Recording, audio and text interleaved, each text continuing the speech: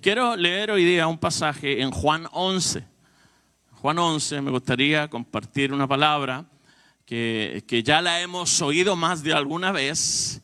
Dice así la historia, dice: estaba entonces enfermo uno llamado Lázaro, de Betania, la aldea de María y de Marta, su hermana.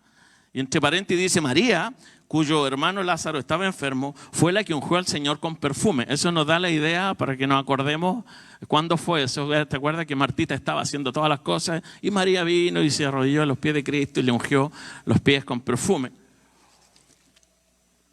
Entonces nos pone en el contexto de quiénes eran. Entonces ella enjugó los pies de Jesús con sus cabellos. Y dice: enviaron pues las hermanas para decirle a Jesús: Señor, he aquí, el que amas está enfermo. Jesús era amigo de esta familia, era amigo de estos muchachos. Entonces la Biblia dice, bueno, y más abajo en estos textos lo dice, que Jesús amaba a ellos.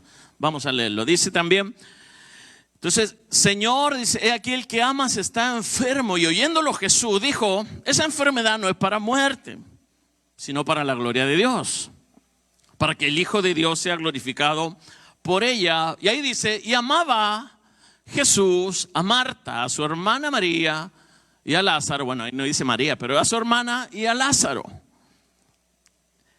Cuando oyó pues que estaba enfermo, se quedó 2 días más en el lugar donde estaba.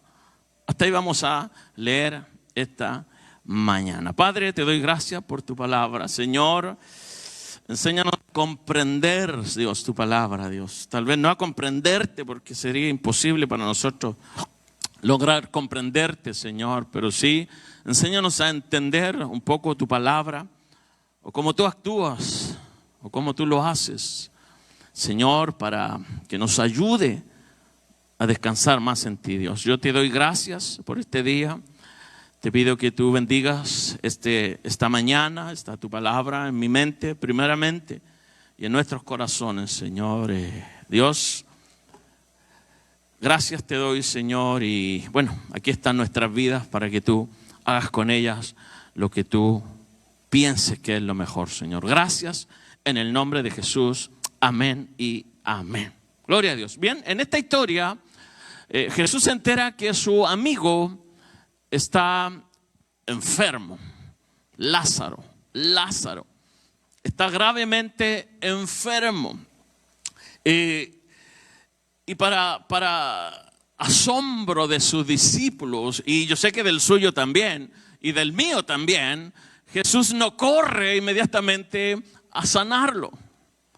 Si usted ve la historia de las sanidades de Jesús, cuando alguien venía a pedirle a Jesús: Jesús, ven, mi hija está enferma, o mi hijo necesita ayuda, o todos los que venían a Cristo, Jesús siempre les enviaba una palabra de sanidad, ¿verdad?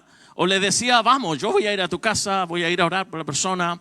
Y en la mayoría de las ocasiones, incluso gente desconocida, gente que no era muy relacionada con Jesús, gente que no estaba muy pegada con él ni con sus discípulos, venían y le pedían ayuda. Jesús siempre, en el momento, muchas veces, lo hacía y enviaba la palabra y enviaba la restauración y sanaba a los enfermos. Pero en esta ocasión no fue así. Nos sucede muchas veces que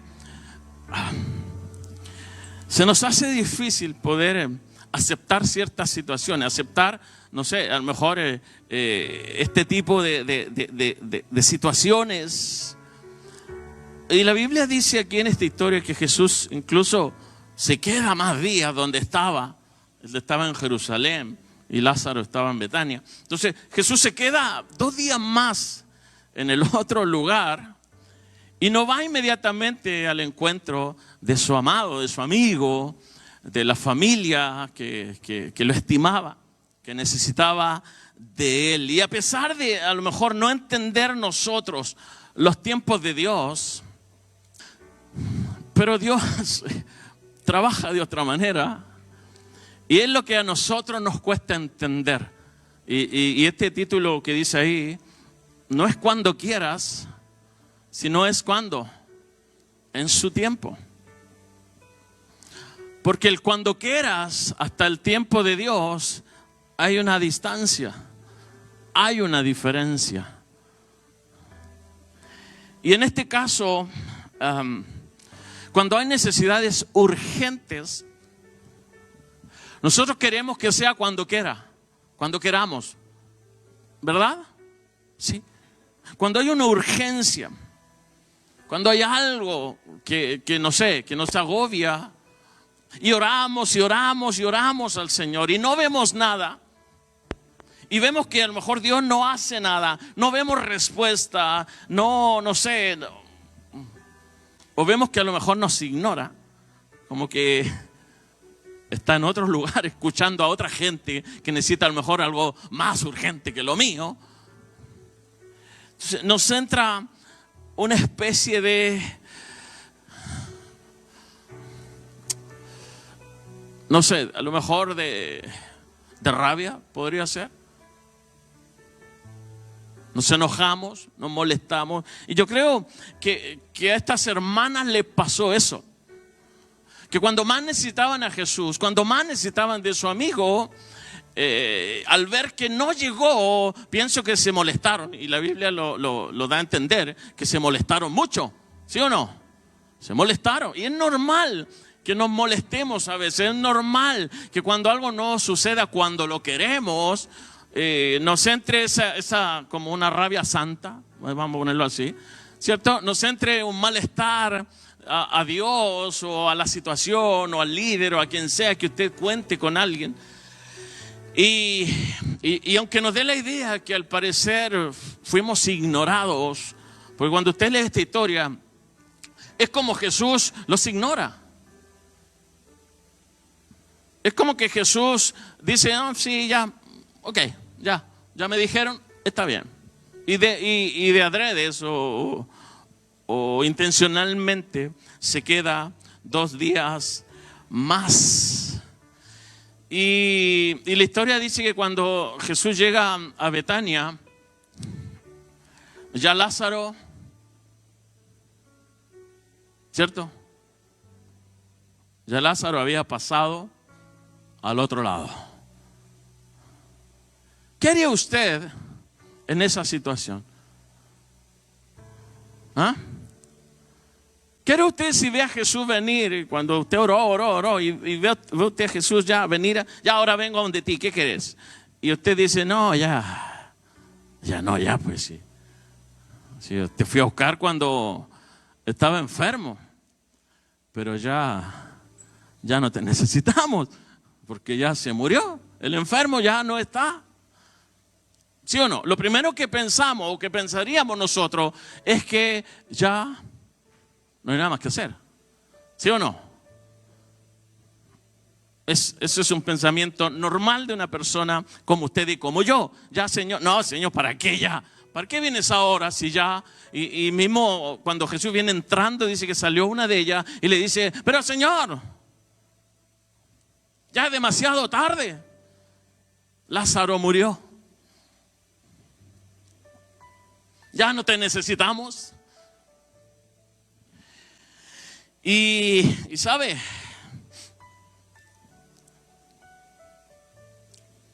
podríamos decir a lo mejor, ¿qué amigo es ese? Lo voy a borrar de Facebook. Lo borra.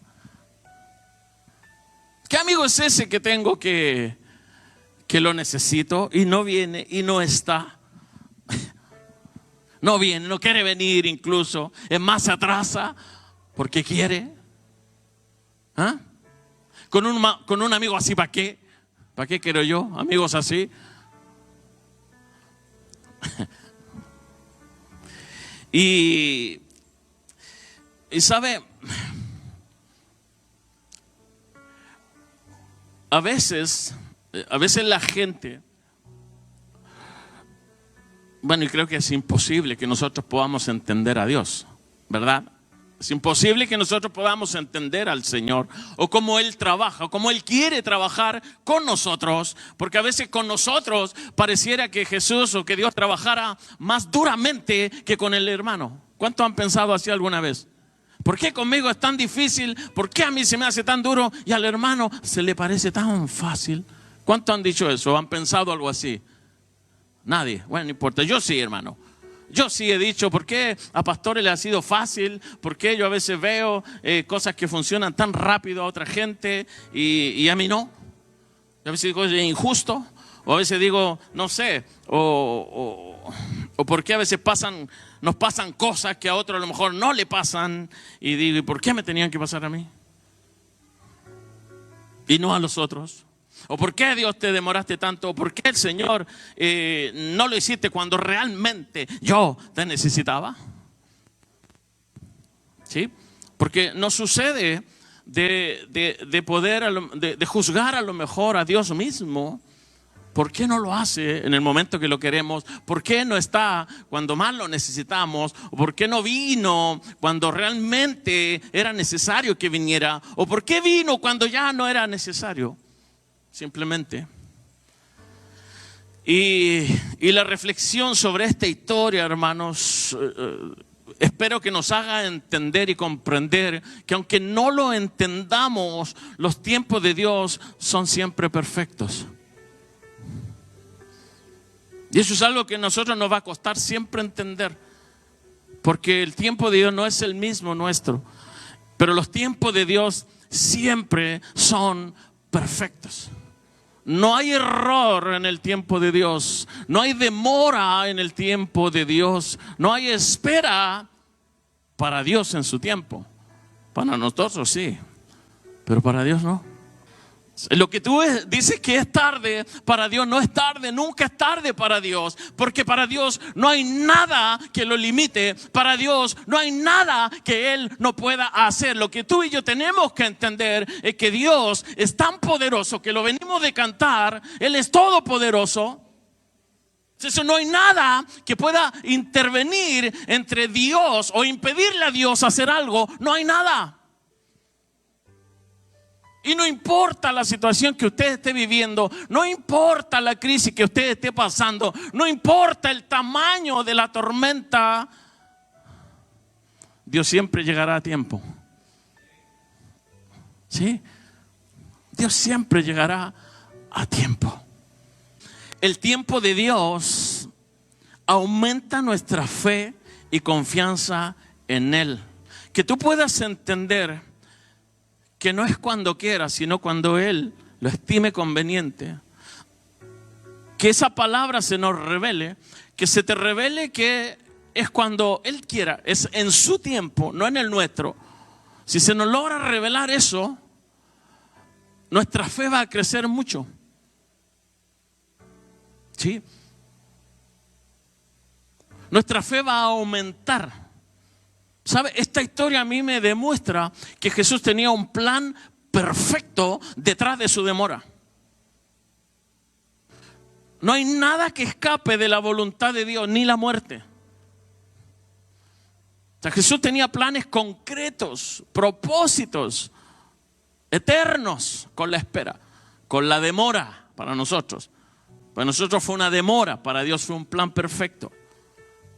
Si logramos entender eso, cualquier situación de nuestra vida y aprendemos a esperar en Dios, Dios nunca llegará tarde. El tiempo de Dios provoca dos cosas en nuestra vida.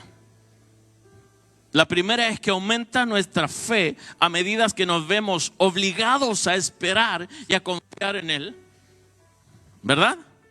Y la segunda es que Él se asegura de que solo Él recibirá la gloria y la alabanza por ese milagro. Dice el salmista, Salmo 31:15, en tu mano están mis tiempos, Señor. Isaías 55:8-9 dice, porque mis pensamientos no son vuestros pensamientos, dice el Señor.